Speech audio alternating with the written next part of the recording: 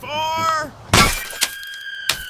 And that would be a very familiar word for you if golf balls didn't have dimples. And unfortunately, in my case, I use that word a lot regardless. And here's the thing, even the pros like Scotty or Rory might not be as bad, but let's just say they're not lifting up any trophies anytime soon. Something so subtle and simple as a tiny little crater. And that makes you wonder, why do golf balls have dimples? And how did they end up that way? Stick with me for the next few minutes and get ready for your mind to be blown. So at first glance, dimples look like a design choice. Like someone in a factory just said, "Hey, you know what this smooth ball needs?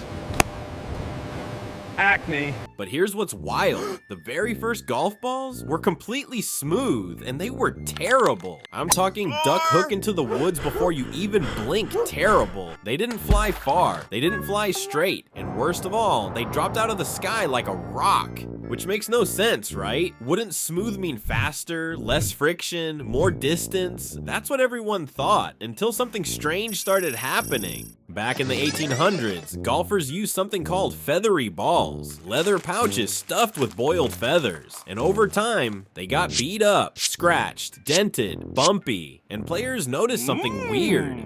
The more beat up the ball was, the farther it flew. At first, people thought it was superstition. Then enough golfers started noticing the same thing. The ugly, damaged balls were outperforming the brand new smooth ones. That's when the light bulb went off. It wasn't damage, it was physics. I like math. Here's what's really happening. When a smooth ball flies through the air wraps tightly around it, then separates early at the back. That separation creates a huge low-pressure vacuum behind the ball. That vacuum literally pulls the ball backward. It's called drag, or air resistance, and smooth balls suffer from a lot of it. Now add dimples, and everything changes. Those tiny craters disturb the air. They create a thin layer of turbulent air hugging the surface. Sounds bad, right? It's actually genius. That turbulence keeps the air attached longer, which reduces the size of the vacuum behind the ball. Less vacuum, less drag, more distance. In fact, a smooth golf ball would travel nearly half the distance of a dimpled one. Half. So if you're slicing it 200 yards now, without dimples, you might be lucky to reach the ladies' tees. Some of you are lucky to reach there now. Your golf ball is basically a tiny airplane, except instead of wings, it has 300 to 500 microscopic dents. That's not decoration, that's engineering. And that makes you wonder, what other things in my life are better when they're uglier?